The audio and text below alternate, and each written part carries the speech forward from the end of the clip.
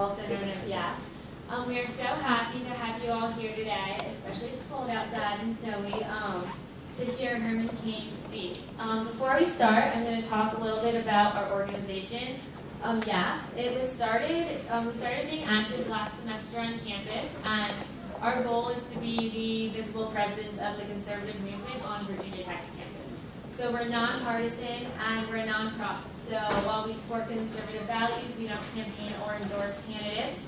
And we advocate for the values of limited government, individual freedom, free enterprise, traditional values, and strong national defense.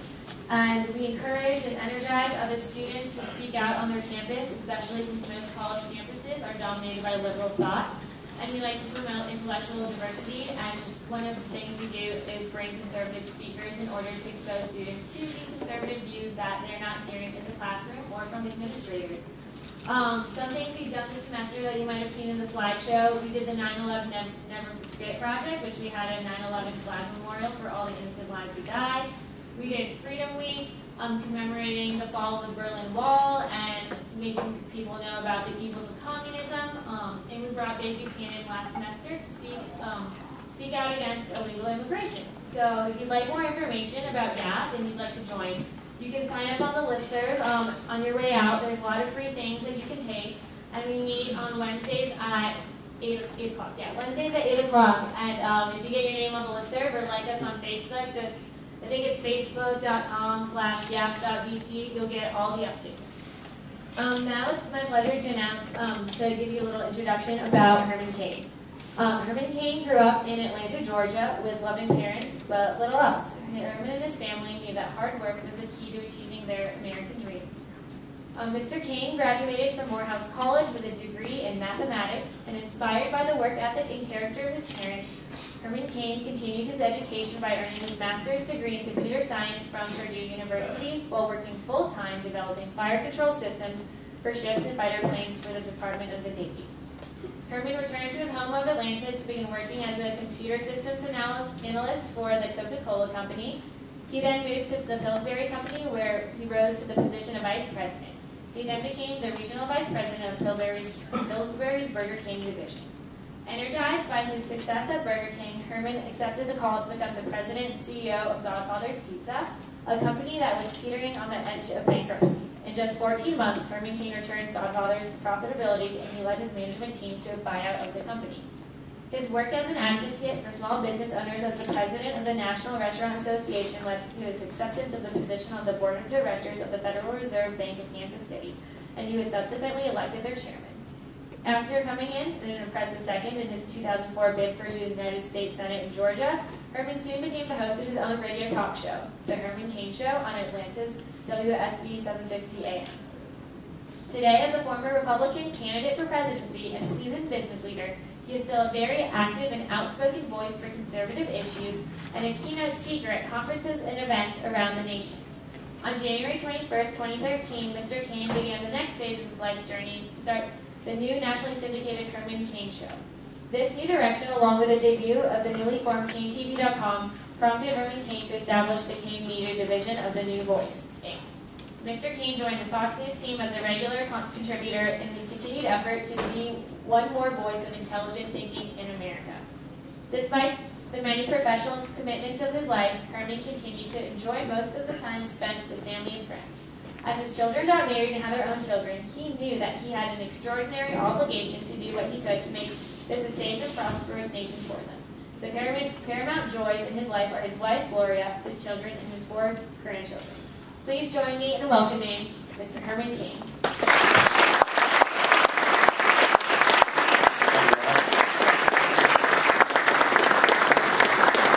Thank you. Thank you very much. Yes. Is it all right? Yes. I'm often told I don't need a microphone, but I want to fill up the room. Thank you all for coming out. Do you know one of the most inspiring things I heard as many of you were coming in here tonight? Thank you for coming. Unsolicited, unplanned. That is encouraging and inspiring to me. Because it said right away that many of you want to hear a conservative message. And allow me to describe what I call a conservative message. It's not about political party. I define conservative on my radio show all the time for people who will call up and they're not sure if they're conservative or not. I'll never forget one night I got a telephone call from a lady. This is when I was doing my show at night before I ever lost my mind and ran for president. Temporary moment of insanity. She literally called me one night and said, Mr. Cain, yes, my mother and I are sitting here in tears. I said, why? Is there something that I said? She said, yes. I said, what is it? She said, I'm in my 60s. My mother's in her 80s. Until you defined what a conservative was, we thought we were liberals all this time. She said, we are crying because we thought we were one thing based upon what the messages are coming out of people's mouths when we really turn out to be conservative.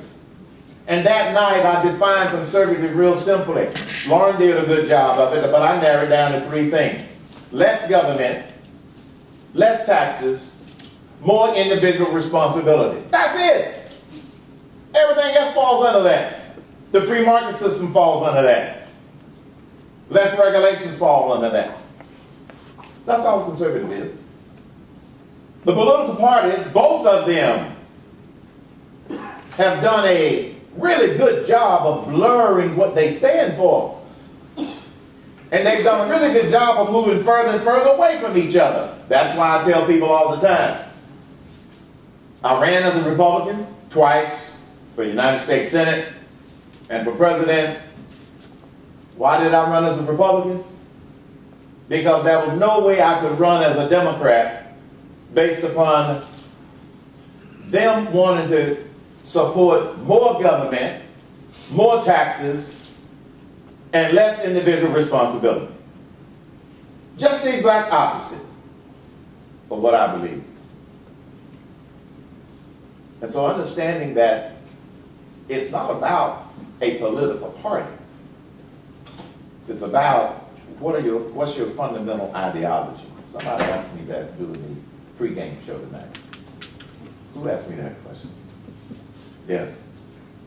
My ideology started to form when I figured out what was going on. So I'm going to make a few remarks, and I want to spend most of the time answering your questions. Let's start out with the fact, a declaration that the American dream is still alive. Some people don't want you to believe that it's still alive. I didn't say it was easy, but the American dream is still alive. That's the good news. Bad news, it's under attack. It's under attack by what I call the Asians. Too much legislation, too much taxation, and too much regulation. Those three things. When this country was first founded, we had to secure our independence to be able to pursue our individual American dreams using bombs, bullets, and bayonets. We called it war. We had to fight for this country to be born. Today, in order to protect the American dream, and in order for America to get its mojo back, America's lost its mojo. It's not about bombs, bullets, and bayonets. It's about brains, ballots, and boots on the ground. Boots on the ground means people that are willing to know what's going on and do something about it. Not everybody can run for office, but everybody can do something. Or we're going to lose this ability to pursue our American dream. Brains, ballots, and boots on the ground. Stated another way, in order for us to protect this idea of America and this idea of the American dream, we've got to do three things. Stay informed. Stupid people are running America. That's true, y'all, but it's funny too. Come on. Stupid people are running America. A Hollywood starlet, I'm not making this stuff up, was asked several months ago, this was prior to the last presidential election, a Hollywood starlet. Now, you do have some conservatives in Hollywood. I know some of them. They kind of work like they do on some college campuses, sort of stay below the radar, don't create any drama. I know you all don't know anything about that. But a Hollywood starlet was asked this question to show you just how gullible and how clueless some people are. She was asked, and I'm not going to name who it was, what are the three branches of government? Her answer was New York City, Washington, D.C., and Hollywood. I am not making this up. She thinks that the branches of government are New York, Washington, D.C., and Hollywood. And she votes. 50% of the American electorate are clueless. That's why you have to be boots on the ground. You're boots on the ground simply for showing up here tonight. Your boots on the ground for being one of the many chapters on college campuses of Young Americans Foundation. I've spoken at their annual conference many times, and this represents my 151st college or university stop in 2 years. Why do I do it? Because I don't want you to be denied the conservative viewpoints. That's why I do it. And some liberals, I'm not talking about this campus, some liberals have gotten so bold that they believe that the only way that they can promote the liberal ideology of more government, more taxes, and less individual responsibility is to deny the facts about what's produced according to those various ideologies. I had a lady call my radio show just last week. And she was making some statements about our current president, and I said, well, that's just not true. And I started to give her some facts, and she hung up on me. Liberals can't handle the facts. They don't want to know the facts. So the first thing you got to do is to stay informed. Know what's going on. You don't have to know everything. You don't have to be a government major, a political science major, but know what's going on. Watch your favorite TV program on a regular basis. It's not CNN or MSNBC. I have in my studio 2 TV monitors, one on Fox and one on CNN, just so I can see the diversity. How many times do I have to work that word in, Lauren? I'm supposed to work that word into my speech, so that's one. The diversity of thought. It's like watching 2 different news programs. It's like night and day. And during the breaks, I can look at it and, to read the little stroller that they have at the bottom, so I don't have to have it on to know what they're talking about. As an example, remember when that airliner was lost and they couldn't find it? Was that, I'm sorry it happened, I'm sorry those people died and all that good stuff. They reported on that for 3 straight weeks nonstop. They went from what they knew to conspiracy theories while Rome was burning. Didn't make any sense, night and day. So stay informed. Someone makes a blanket statement about government or about the free market system or a blanket statement about businesses. Challenge them with the fact, ask, well, what facts are you basing that on? You don't have to have all of the facts, just have that, well, what facts are you basing that on? The lady that called said, America's better off today than it was 6 years ago. Really? I said, GDP is growing at about 2% a year, which is half the capacity that we have the ability to grow. There are now more people, 5 million more people in poverty on welfare than 6 years ago. 5 million more people.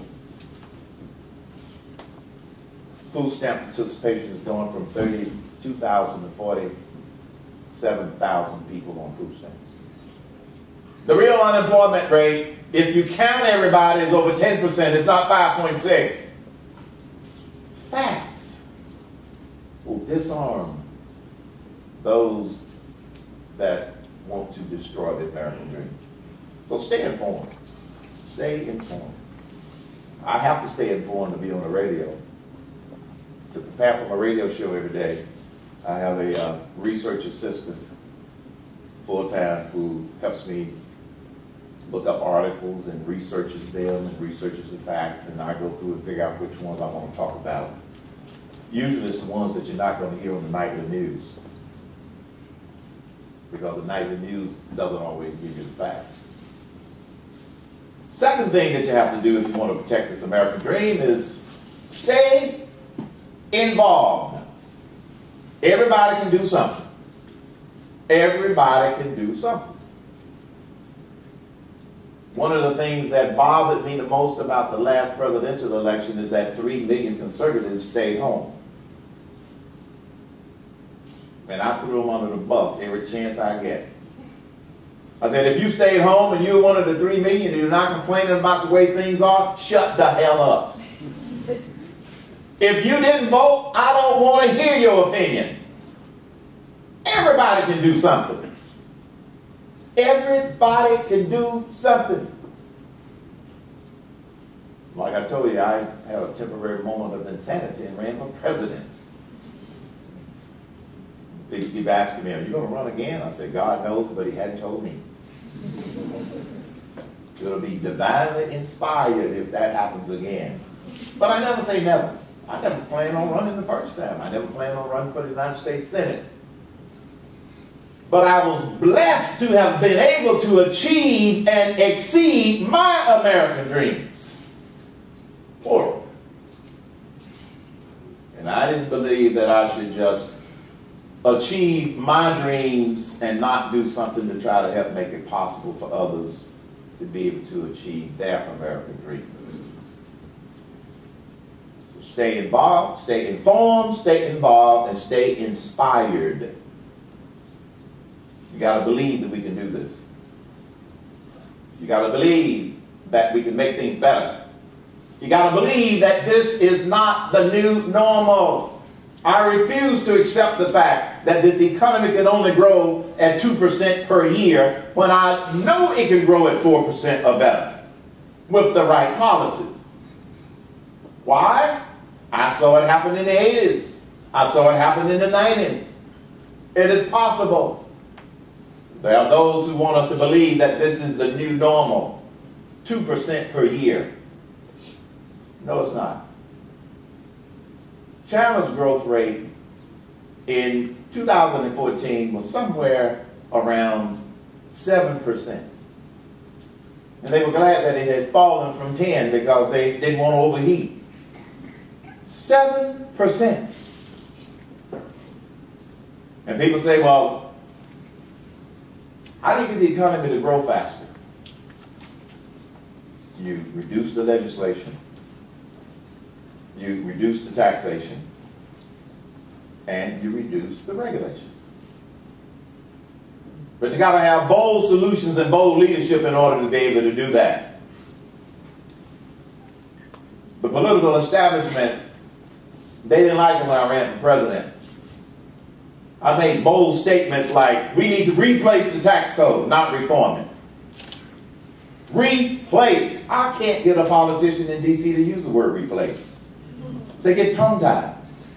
I say, try it again. Replace. It's messed up. It's been messed up for decades. 80,000 pages and not even the professionals understand everything that's in it. We need to replace it. And yeah, I came up with something called, that's what I'm talking about. Bold solution, 999. And when I was doing one of the debates, some of y'all might remember this, former Senator Rick Santorum couldn't attack me any other way on 999. So he says, well, you know, by this time I had become #1 in the polls. See, the higher you are in the polls, they put you in the middle of the stage for the debates. Watch it the next time around, okay? You know, I was on the end and kept moving. Pretty soon I was in the middle, and I had 4 on one side and 4 on the other side. I had a bullseye on my back. I was in the middle of the stage for the debate. Every one of them came after me that night. I knew they were going to do that. So Rick Santorum's going to attempt to try and cause people to not believe in 999. He said, now, Herman's 999 plan is cute, has a nice ring to it. But you see, you know, it'll never pass in Washington, D.C. He said, you got to propose things that will pass. I said, oh, that's what's wrong with Washington. That's why nothing ever gets fixed. Let's propose stuff that will pass instead of proposing stuff that will solve the problem. I said, Senator, that's the difference between a businessman and a politician, and you just defined yourself as a politician.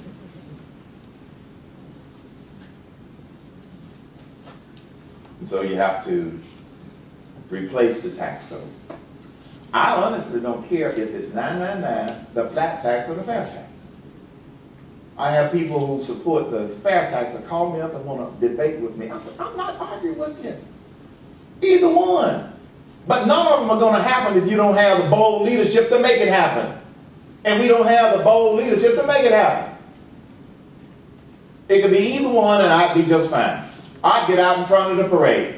I supported Steve Forbes and he ran and he was running on the flat tax. Congressman John Linder promoted the fair tax, which is the national sales tax, for nearly 10 years of his congressional career. He never got over 100 co-sponsors. Why? Nobody wanted to take the chance of trying to fix something. They were content to just propose it, but never really fixing it. And so, you got to replace the tax code. Secondly, it's going to take bold leadership. Secondly, you got to restructure Social Security. If we do not restructure Social Security, many of you all may not get into Social Security, but you're going to have to pay for a failing structure. How many of you all in here have worked and gotten a paycheck with a pay stub? Raise your hand. All right. Remember your friend FICA? Every few years they change the name thinking that you're going to not know what the hell they're doing. I remember when my son first worked at Godfather's, he was 16. I said, okay, son, you're going to go to work in the back of the house. He said, that's fine. Got his first real paycheck. Called me up, Dad, I got my first check. Good. How many hours did you work this week? I worked about 20 hours. Good. How much money did you make? He told me, he said, it was a little disappointed. I said, why? I didn't realize, he said, I didn't realize they were going to take out this much in taxes. He said, but who is this FICA guy? That's your business partner. Let me break it down for you. And every once in a while they keep changing their name, thinking people like they used to be called the Social Security retirement. I mean, they just keep changing it. And it was the country of Chile. Chile, how do you want to pronounce it? I pronounce it Chile. They had a system just like ours. Our current FICA deduction from every dollar you make off the top, not the bottom, not after, off the top, total of 15.3%. 12.4% of that is Social Security, and the rest of it is your contribution to Medicare. So total right now is 15.3%. Chile had a system very similar to that. And the politicians just kept raising the rate until it finally hit 27%. And the people finally said, enough is enough. 27% became the rate.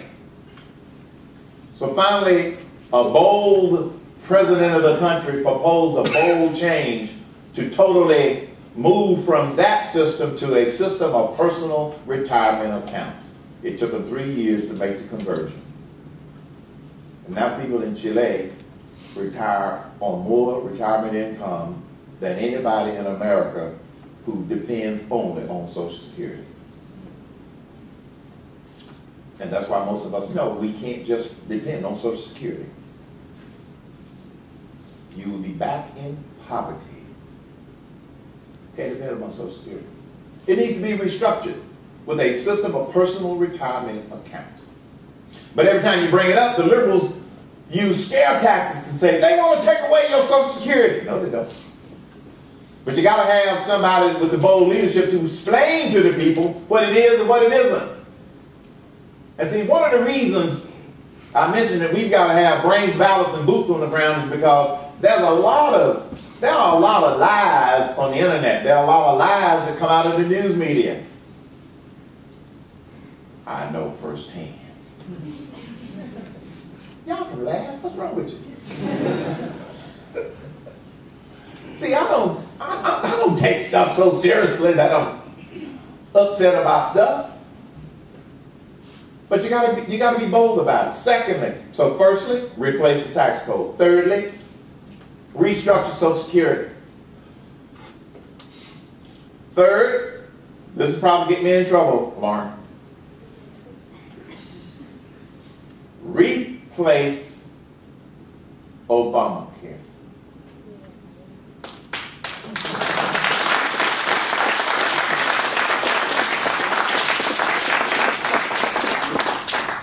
Nancy Pelosi says, it's the Affordable Care Act, it's the Affordable Care Act, it's the Affordable Care Act. No, it's not, Nancy. It is the Unaffordable Care Act. It's got to be repealed and replaced. And all you got to do is look at the facts. It has created 49ers. And I'm not talking about the football team. Businesses who try to keep their staffing levels at 49 or below so they won't be hit with the penalties. It's created 29ers. People who are now only allowed to work 29 hours because that's all that their employer can afford. Well, see, the liberal argument is going to be, well, what about the people who couldn't get insurance or who had pre-existing conditions? You didn't need to blow up the whole building to fix the leak in the roof. Yes. You could have set up a high-risk insurance, health insurance pool for anybody that had pre-existing conditions, anybody that couldn't get insurance, and allow the government to subsidize it. I would not have objected to that.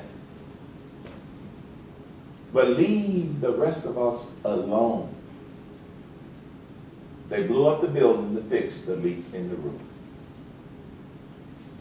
And then lastly, we got to reduce regulations.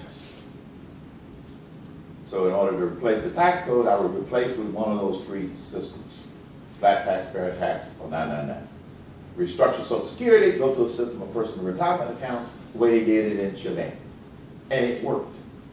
And they retire on more money than we do relative to Social Security. Repeal and replace the Unaffordable Care Act. Solve it the right way this time. And lastly, reduce regulations. Did you hear that the FCC just passed some new rules concerning the internet that they call net neutrality? Did y'all hear about that? Do you know what that's about? It's about the government trying to take control of the internet. They didn't even tell the public what were all in the rules And we still don't know. But they voted to implement them anyway. It is the result of something that I heard somebody say when they were describing how Washington works. If it moves, tax it. If it moves too fast, regulate it. Internet is moving too fast. If it stops moving, subsidize it. And all you got to do is look at the way stuff works in Washington, D.C. They want you to believe that they're doing this in the best interest of the citizens and the consumers. They're looking out for our interests. Bull feathers. When was the last time a government program that was intended to look out for our interests worked? Let me give you an example. 1965. President Lyndon Baines Johnson declared war on poverty.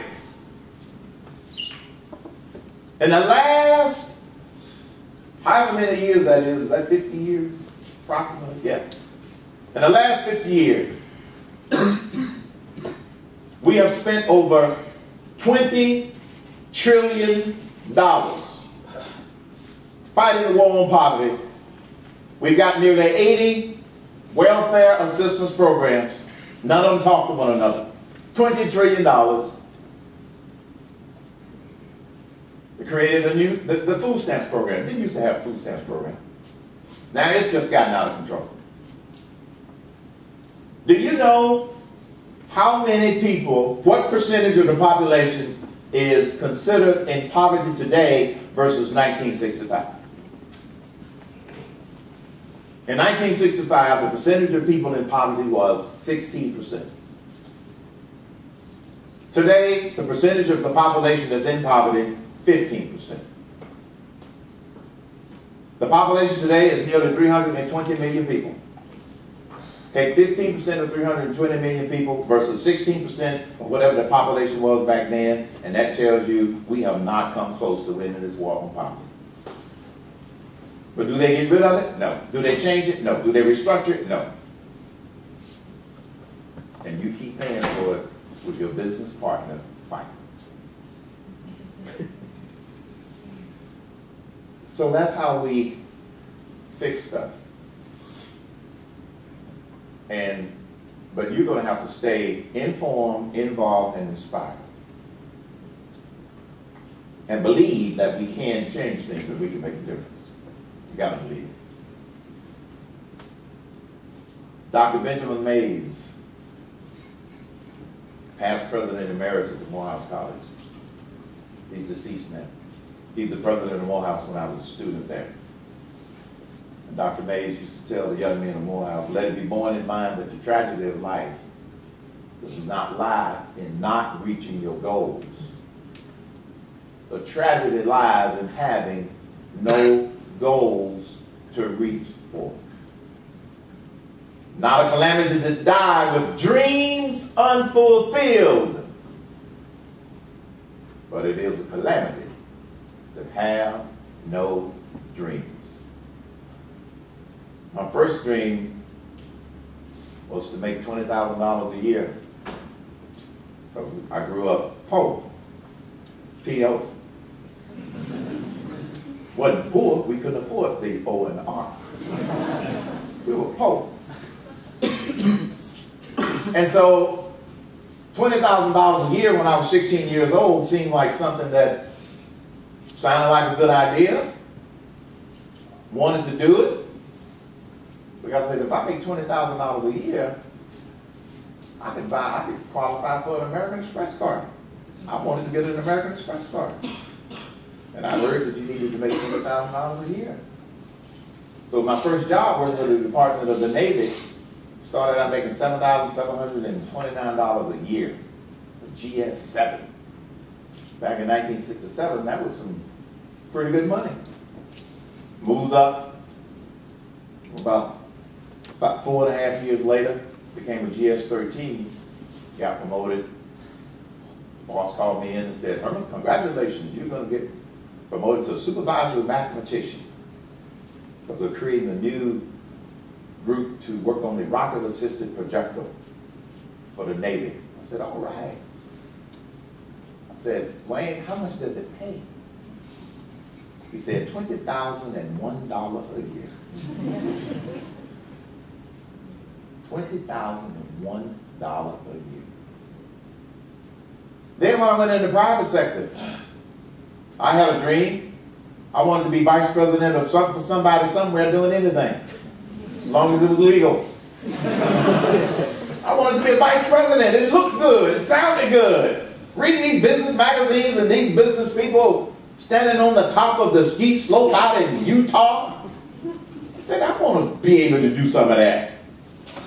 We didn't have skis in my neighborhood in Atlanta when I was growing up. You get caught with a ski pole, they would arrest you. Figured you were about to hurt somebody.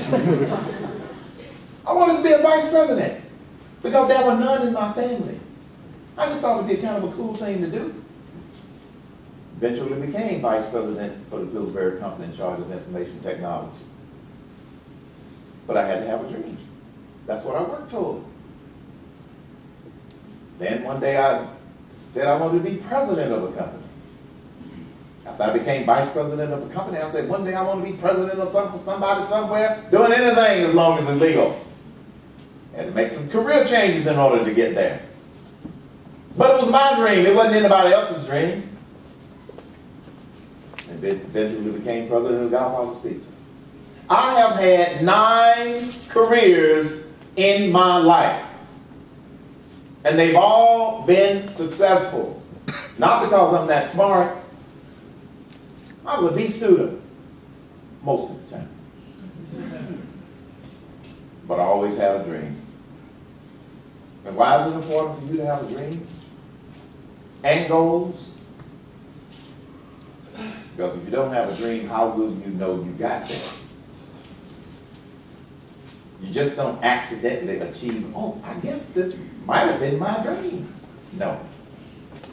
How will you know you got there if you don't have a dream? Right now, you have a goal to graduate from this fine institution. That's a goal. Now, for some of you, it is a dream of your grandparents. My grandparents dreamed that I would be able to graduate from college. My parents prayed that I would be able to graduate from college. We went from dreams to prayer. My brother and I were the first 2 in our family on both sides to ever go to college and graduate. But it was a goal for me, but it was a dream for my grandparents. So what are your goals and what are your dreams? Really, you need to know what your dreams are. How do you know you got there? So the American dream is alive and well. It's just under attack. And the way we're going to get it back, the way we're going to get the American dream's mojo back, get America's mojo back, that we're going to have to stay informed, stay involved, and stay inspired. Believe that this is the greatest country in the world. We've got some hiccups, but we can deal with it. The founding fathers can do what they did with what they had to work with. We can do what we need to do with what we have to work with. Thank you, and now I'll take some questions. Mr. Cain? Wait a minute. Okay, I'm going to walk around the microphone. Are y'all going to show me some love first?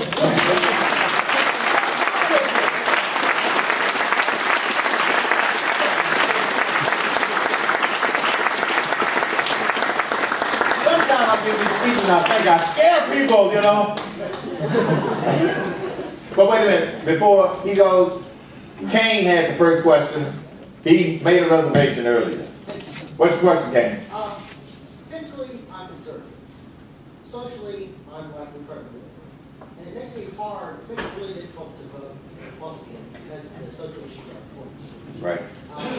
Do you see in the future the Republican Party having more moderate social people, like a pro-gun regulation Republican, or a pro-marriage equality Republican, or an atheist Republican, Probably not in the short term, but what I would say is it depends upon what you're looking for. If you're looking for laws at the highest, at the national level to appeal to everybody's personal belief on those things, that's not going to happen in the Republican Party. One of the things, and let me pick one example, because you threw a lot of them in there. The issue of pro-life versus abortion. I don't even talk about it on my radio show. You want to know why? If you are pro-life, nobody's going to change your mind. If you are pro-abortion, nobody's going to change your mind. Government isn't in, it shouldn't be in the business of trying to religiously or preach to people. Everybody choose their own. No, you're not going to change anybody's mind. So what I tell people is, so as a presidential candidate, you know, don't expect me to be the drum major for overturning Roe versus Wade. That just ain't going to happen, folks. I'd rather work on trying to get this economy going, all right? And so relative to all of those kinds of things, it depends upon what it is that you're looking for. Now, some Republican candidates try to appeal to people that have conservative views on all those various things, but they generally don't make it out of the primary. And what I've always told people was, here are my social positions. And I'm not going to change them because I want to try to get your vote. And here are my fiscal positions, solutions, as to what I think the priorities in this country ought to be. They are important. And I believe them. I'm a Baptist preacher. You couldn't tell it about some of the things I say. You can tell. You can tell. On the radio sometimes they go, is he a preacher talking about that? So I have very strong religious beliefs based on the Bible. So nobody's going to change my mind about what the Bible says. But I don't lead my discussions with my biblical beliefs. But if an issue comes up, then I get back to, well, what do I believe based upon the Bible? So I don't see it happening in the short term. Okay. Long term? Not in the long term either. I'm not going to give you false hope. I'm not going to give you false hope. But that's the dilemma that people go through all the time. Now, that being said, let me add a caveat here. One of the reasons this country is so messed up is because you got a lot of people that are one issue, single issue voters. That's wrong.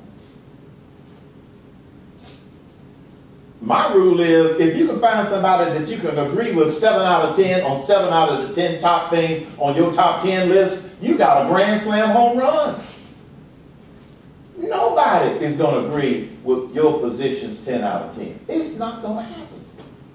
We are too diverse. 3. We are too diverse. That's a good thing in America.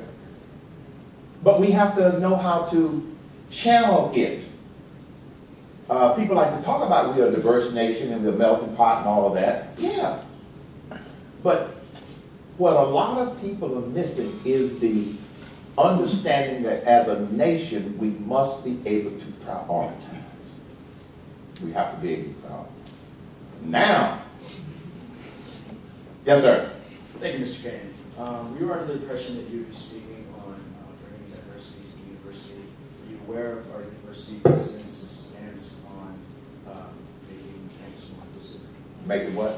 On increasing inclusiveness on campus. I'm sorry, I didn't understand. On bringing more students into campus who are more representative of diversity in the nation. Oh, no, I'm not familiar with it, no. Okay. What is your stance on that? On bringing more diverse students to campus? On the current makeup of the student bodies across the nation and access in general to higher education. Look at this room. This is pretty diverse. this is what I see and what I saw at 150 college campuses.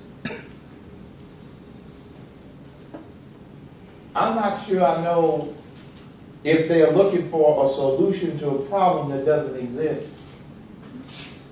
That's the problem with some college and universities. I can't speak to this campus because I don't know that much about the president's or the administration's views on that. If I tried to follow that on all of the different campuses I attended, my head would explode.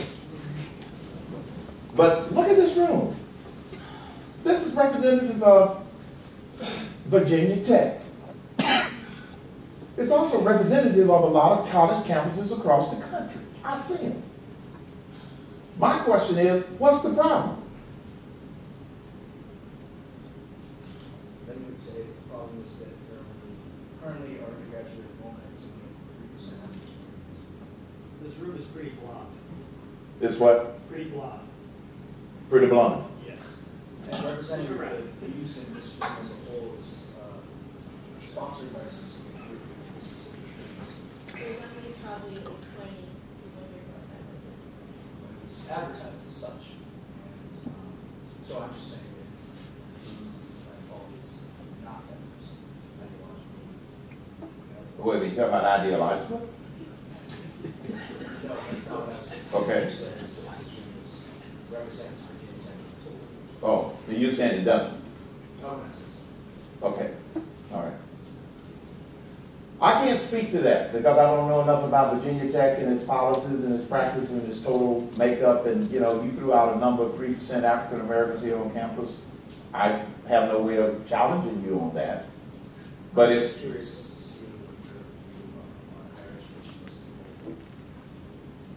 a whole. but in what respect? That's what I'm not. I don't think I'm getting your question. Is this an affirmative action? I never said Okay, well, okay. Look, I want to answer this question. I'm trying to better understand what is your question. Help me. what are your aims on increasing access to higher education? If any.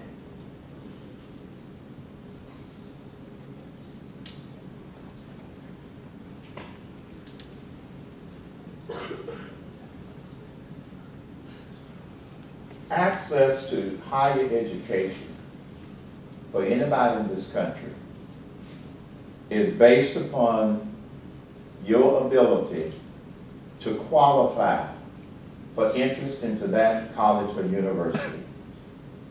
To set an arbitrary number as a target or a goal, that's up to the administration. But you don't get there by providing preferential treatment. My career in the 60s and the 70s and the 80s did not go up because of preferential treatment, and I would have been insulted if I'd ever gotten a promotion because of preferential treatment. So if that's your question, I don't believe that you make a campus more inclusive by providing preferential treatment. No. Okay, did that help? Okay.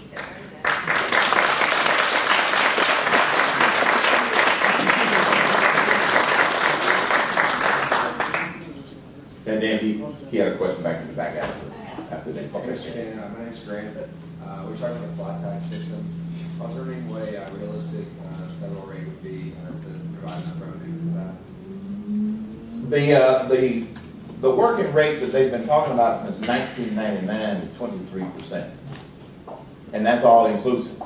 And it would raise enough revenue for the taxes that's currently being raised through the 80,000 page tax code, and it will also collect the FICA tax.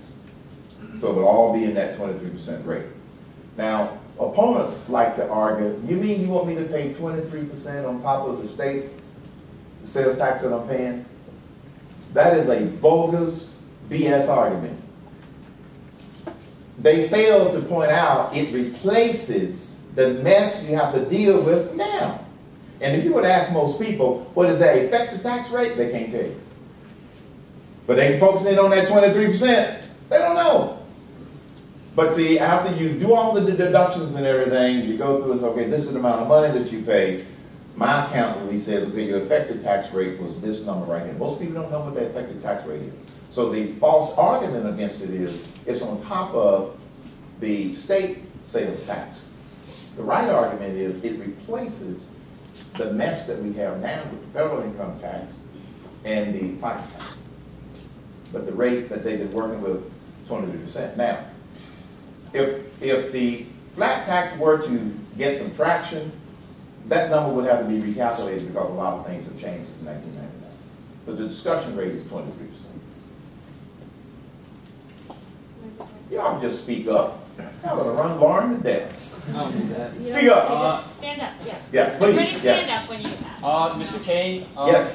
in 2012, when President Obama won re-election, you stated that the Republican Party didn't have a sense or kind of lost the conservative ideals.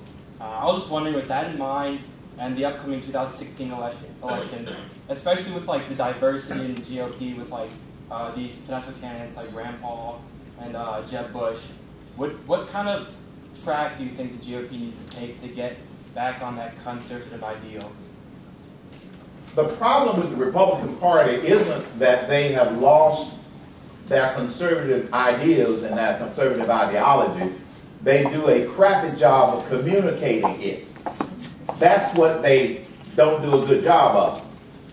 They need all the candidates need to do a better job. The Republican National Committee needs to do a better job. And the various state Republican parties need to do a better job of articulating it.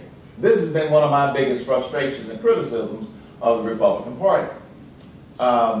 Secondly, relative to inclusion in the Republican Party, there again, the narrative doesn't match the facts.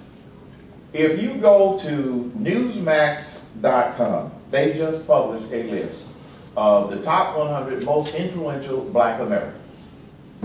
I know a lot of them, and a lot of them are conservative, and a lot of them vote Republican. You just don't see them. And I don't believe the Republican Party needs to be, trotting black people out and say, look, we got a black one over here. No, that's not how you do it. Okay? You include them in the convention. You include them in policy making. You include them in a lot of the decisions that are made on behalf of the party. That's what they don't do a good job of. And I describe it as the Republican Party they talk about outreach, but the black people that have been successful with the Republican Party have done in-reach. They've reached in, despite their weaknesses.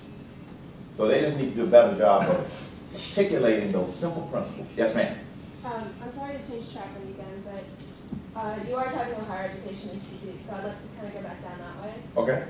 In the advertisement for this event, it said, and you can correct me if this is wrong, you didn't achieve your American dream through race-based initiatives. A lot of minorities, racial minorities, suffer from barriers to higher education. And if race-based initiatives aren't the way to get them to our universities, how does the Conservative Party want to deal with that issue? How are you aiming to gather in votes from that constituency? You got two questions. Let me try to respond to both of them. One is my career.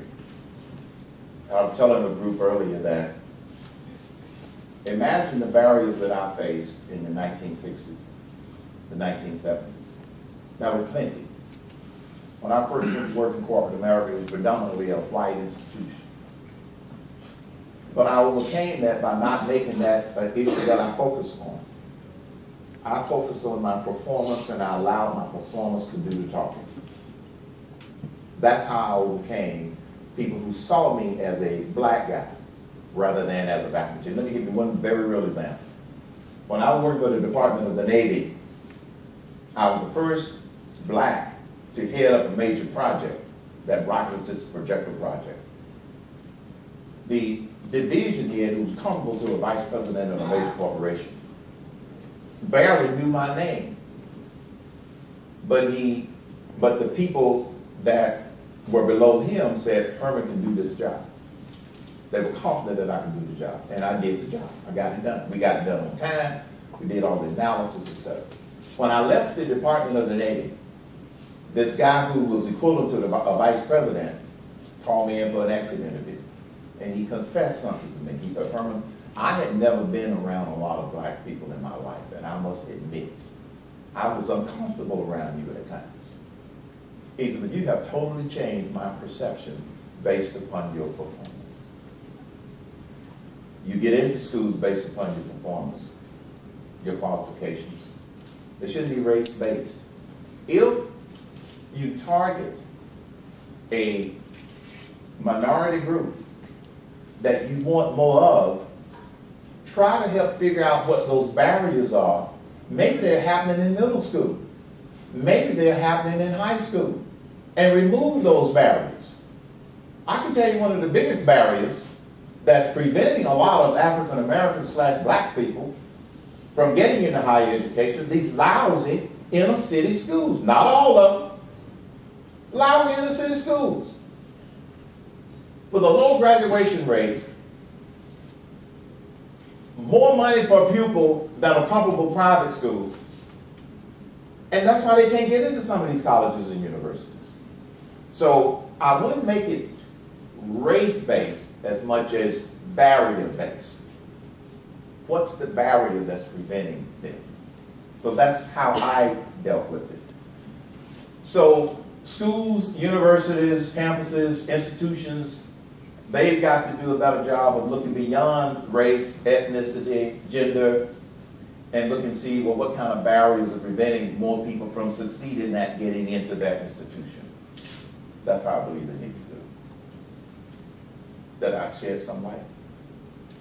I guess I'm still a little confused because the barriers are mostly, or just for example, we can say if they're monetary based, right? So a scholarship that appeals or is specifically, catered for Hispanic or Asian American populations. I'm assuming by what you're saying that's not something you're in favor of? I'm not in favor of that. No, I'm not. So what other, if Wait, that's the wait, area, how do if you, to give it to you simply because you are black, Hispanic, Asian American, no, I don't agree with those. Because that's not the way long term you're going to succeed. And I know too many instances where people were not given an opportunity based upon their ethnicity or their color. Me being one, you got 99 others on that list that I told you to look up on Newsmax. So no, if your question is you need to have race-based scholarships, no, I don't agree with that. I don't agree with that. Because you need to look at the source of the problem, is what I'm saying. And the source of the problem might be their preparation before they apply or before they get to that point. Colleges and universities should be doing outreach to high schools. If those high schools represent a particular demographic that they want to increase on their campus, start working with those high schools and those high school students before they're ready to graduate and apply to a college. Yes, sir. Okay. She'll come over there, but in the meantime, yes, sir. My name is Dennis.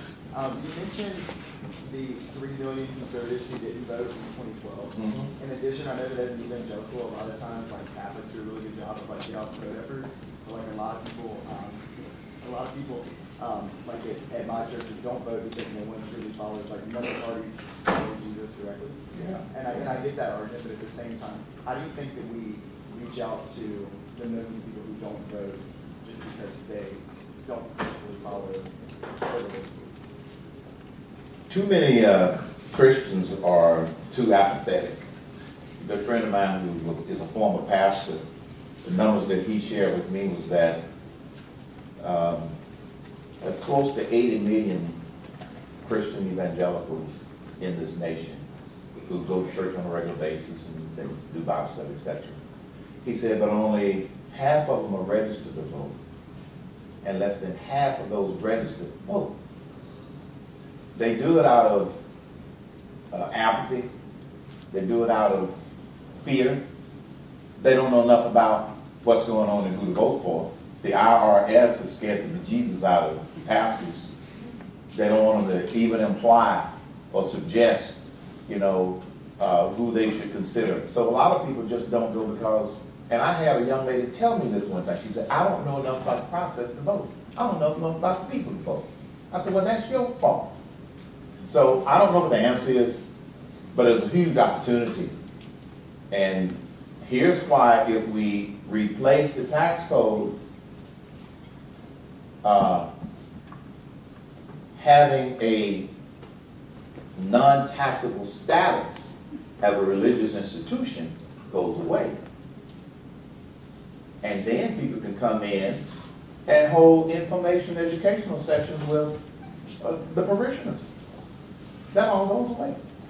So I don't know what the answer other than it's this tax code that's being used to, you know, to hold on to people's hands. The young man in the back first, he had his hand up and then you, sir. Yes, sir. How you doing, sir? My question is, like, do you think there's a way to kind of fix, or like a solution to fix, like, the recent uptake in police brutality against U.S. citizens? Yes, better education. Some of the more successful police, law enforcement groups in the country are the ones that are a part of the community. They don't just police the community. They need to have more programs where people respect the law enforcement, and law enforcement better respect the citizens. It's an educational program. I think race relations in America through the lens of the camera have distorted real race relations in America. I really do. Are there some cases like the ones that we've seen in the news recently? Yes. They're unfortunate. But I think that they are the exception rather than the rule. I really believe that they're the exception rather than the rule. But it starts with better education. They've got to become a better part of the community and vice versa. And there are some successful ones out there that do that. Okay? So that's what I think the solution is. Yes, ma'am. So back to, I guess, the idea of scholarships and things like that. So take away race, but you're in a place like Illinois, say Cook County, and you have super impoverished neighborhoods where you might have some really bright kids, but they just don't have the money. Their families do not have the money. Right. Then what? How do you fix that? Because how do you as a parent who cares about your kid's education, and you know that education is part of the key, how do you change the administration's mind or whoever turns the key to release the money to get the resources that you need within a school district? Right. Because I'm from Chicago. Okay. I've seen schools closed. Yeah. But I've seen new jails open, bright, shiny new jails. And that shit pisses me off. So what about that? Because I'm floored. You know, I'm not opposed to you getting a scholarship because you're black, but not solely because you're black. Because, right, you know? right. But if you already have these things stacked against you, if you're a woman, you know, you were married, you did things by the book, you got divorced, squeezed out a few kids, you don't have the money, you are working, and you're trying, but you don't have the money. What do you say to that? How do you speak to that? You're making the money come from the top down.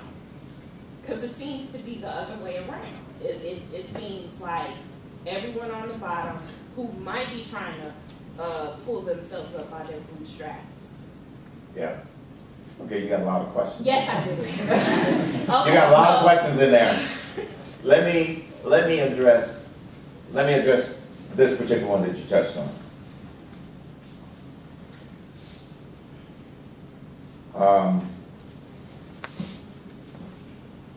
Teachers' unions are part of the problem in inner city schools.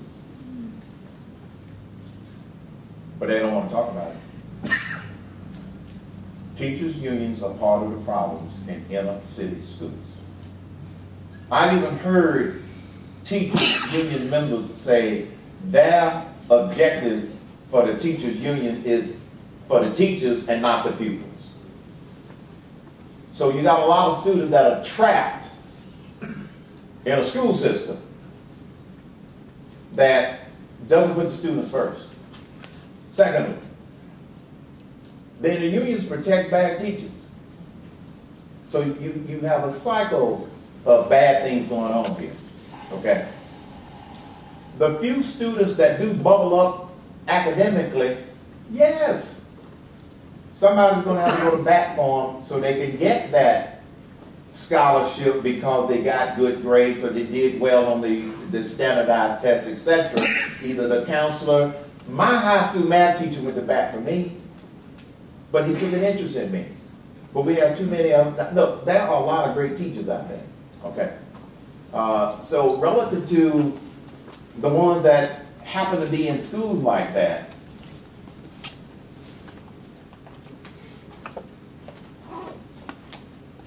it is a systemic problem, and some of the city officials are not working on the right problem. That's why they're building new jails and not building new schools. And unfortunately, I've seen situations, let me tell you about a situation in Omaha, Nebraska. A guy who worked for HUD, a black guy, created a program in Omaha, Nebraska where he took first offenders who were mostly black and wanted to create a separate facility for them than being in with the regular criminals. They were required, in order to stay in the separate facility, to take classes, to get that GED if they didn't have it. Some of them even started working on college courses. College professors would come and donate their time. And these repeat offenders would come out of there and they wouldn't go back and commit another crime when they were able to get a job or they were able to go to college, etc. The program was canceled because it was too successful. So some of the things that you described, some people don't want to solve them, unfortunately. I hate to say that. They don't want to solve them. One of my principles of leadership is working on the right problems. And they're not working on the right problems. Now, somebody who's trying to do it right, you get married, yep, it's unfortunate, some people get a divorce. That creates a setback. My daughter got divorced. A huge setback. But she's now remarried and making a comeback. And the biggest problem with her new husband is that he has some setbacks. So he wants it yesterday. I said, you got this, no, you can't have it yesterday. You got to recognize you had the setbacks, get on a path now where you're going to get better and better and better together so you don't make bad decisions. I know what you're talking about. And so what happens is people get impatient if they do have these setbacks rather than say, okay, I got to start at this point and move forward. A lady by the name of Star Parker. I don't know if you know Star Parker. Look her up on the internet. Star Parker, P-R-K-E-R. She's on that list of 100 most influential black people in America. Star Parker was on welfare, had kids. One day said, I'm tired of being on welfare, and found a way off of welfare, went back to school with kids, no husband, got a degree. She now heads up a not-for-profit organization in Washington, D.C. It's just going to be tougher, that's all. It's just going to be tougher. Go ahead, yeah. Okay. So, okay. Nobody, I don't believe that anybody wakes up, regardless of their color, and says, I want to be on public aid today. But one of my friends told me, she said, because I've always worked, she said, you know, I know you don't want to use it, but you pay taxes for it. Because I remember working and having to fight to take money out of my check, out of my check, and I had to ask my mother, who is this? Yeah. Who's this Michael guy? So you wake up one day and you're working full time maybe, but you have to take the food stamps. Yeah. Why? I don't like it. It's like it's almost like a necessary evil. But how do you fix that? Because even though I know this is all jumbled because I'm trying to loosely tie stuff together for myself. Yeah. How do you prepare these college students plus younger adults who maybe been out here so that they never have to experience that? Because I know what it's like to work full time. Yeah. Get the taxes taken out, and still need aid. See, fix that. the problem, okay, again, you're asking two questions. Let me answer one that I think I understand. The problem, I don't have a problem with the food stamp program. I have a problem with people who abuse the food stamp program. And that messes it up for the rest of us and the other people who need it. We should have these safety nets. But what happens is they don't get managed to make sure that they are done properly. And so they get blown out of proportion, and some people finally reach the point where they say, well, it's there, may as well take advantage of it, because they make it too easy for people to abuse it. I don't know how we stop that cycle other than restructuring the programs, work on ways to get the fraud and abuse out, but have the safety net. I don't have a problem with people who need to have it from a safety net standpoint. Now, let me go back to the other question you asked. How do I prepare, what would I say to this audience, to this group of people, to try to avoid getting into a situation like that? It starts with, don't try to do too much too fast. You're going to have to make trade-offs in life. That includes having too much debt.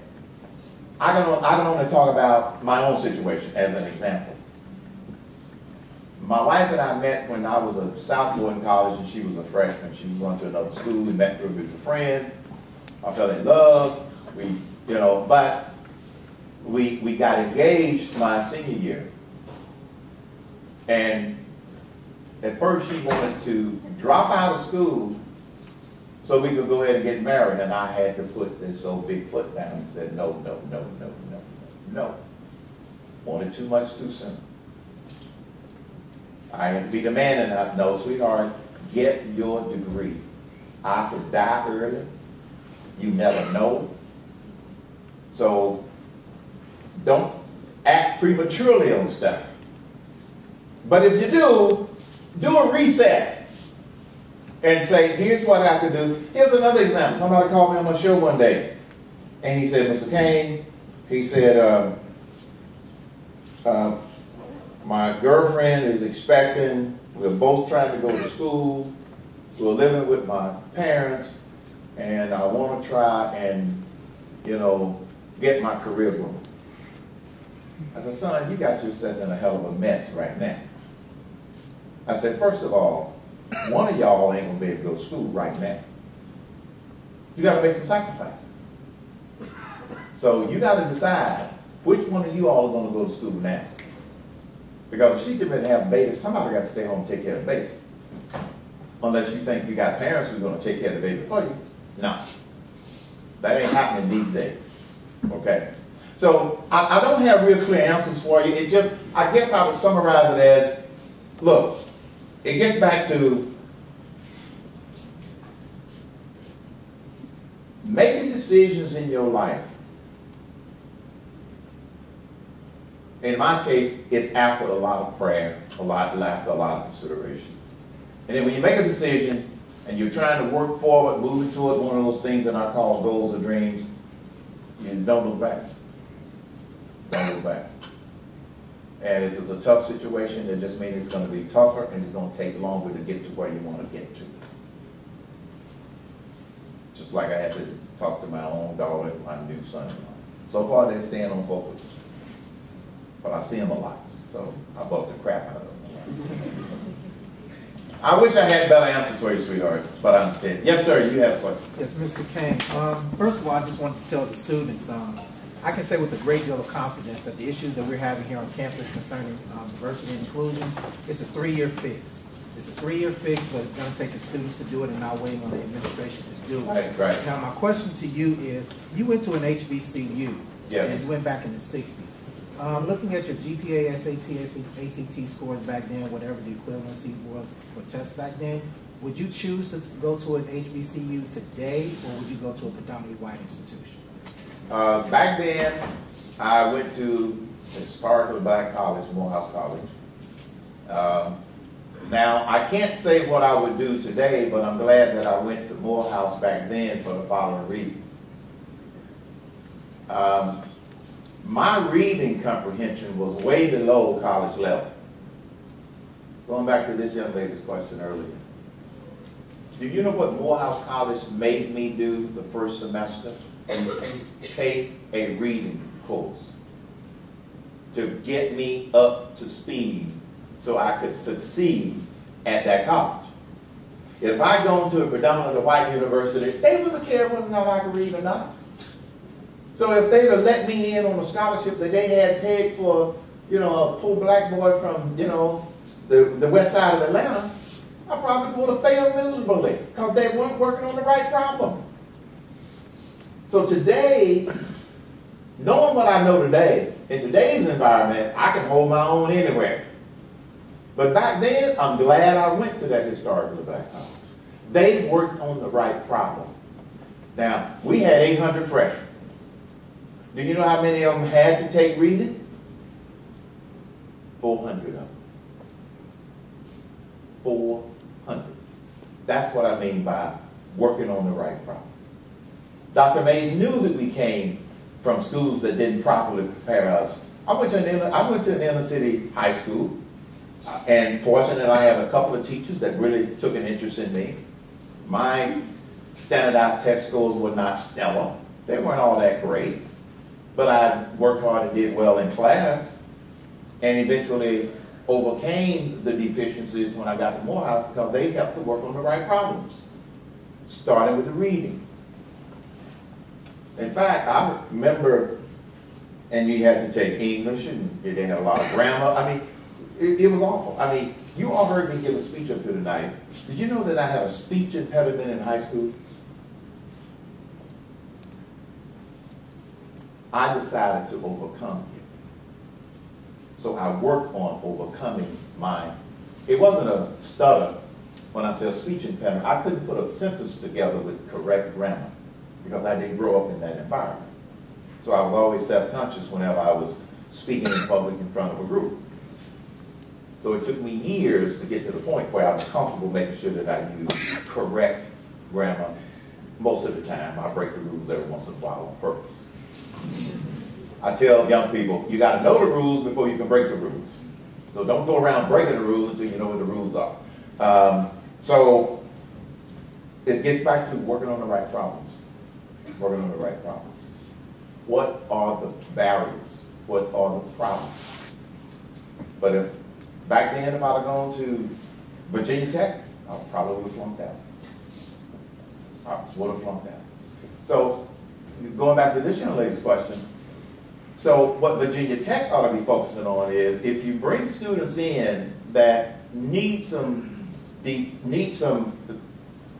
work to get them to the point where they can succeed, you need to have programs like that.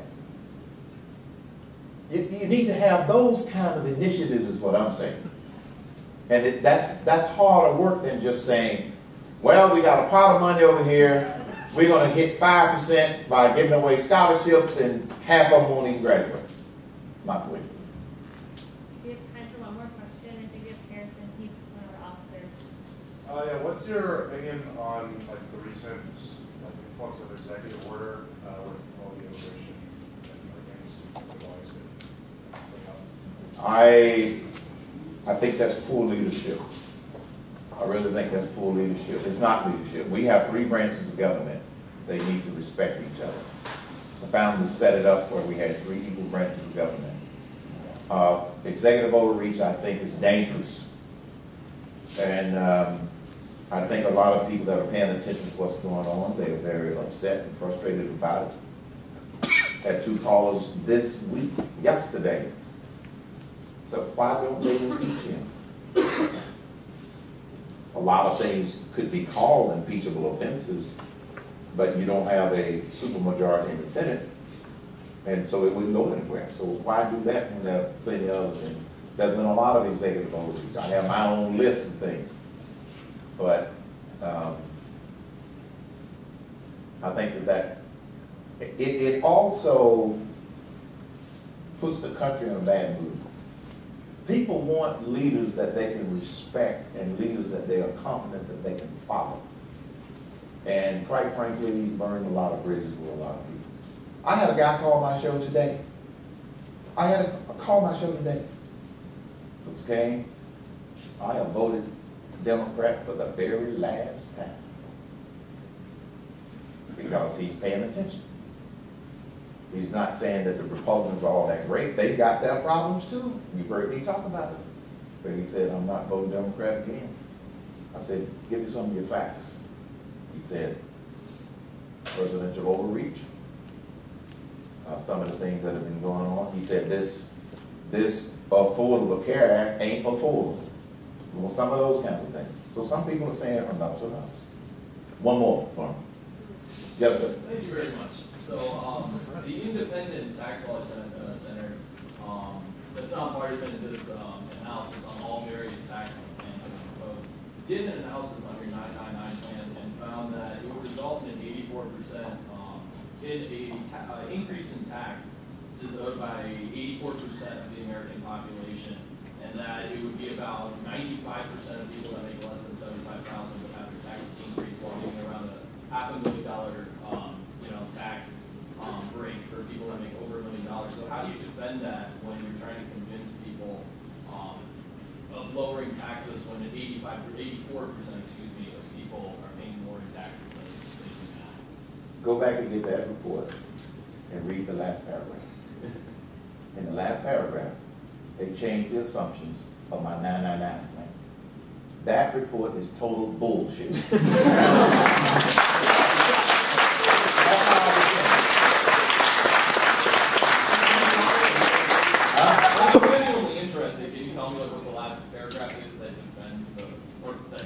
And they admit that they changed the assumptions. That's why they changed the assumptions that we clearly laid out in the 999 plan. I can't remember exactly which ones they were. Let me tell you how rotten these dogs were. You want to get down to it? They published this crap one night just prior to a debate. So I get a call on my cell phone from my economics advisor. He says, you're being set up. He said, you're being set up. They're going to come after you because of this tax policy, da-da-da. They're not done part of it. It was a hatchet job. And he said, your defense is, he said, they called, he said, they changed the assumptions. And they state that near the end of the thing, where most people won't even read. So that's how I defend it. Okay? That's how I defend it. I don't remember exactly which assumption they made, but that's how they came up with those outrageous numbers about how many people are going to pay this and yada, yada, yada, yada, yada. And here's the other thing that they never even considered. In the 999 plan, if you made below a certain amount of money, you didn't have to pay any taxes on that piece. None. But they never told anybody about that. It was a hatchet job. So my language wasn't directed at you. It was directed at the report. Okay.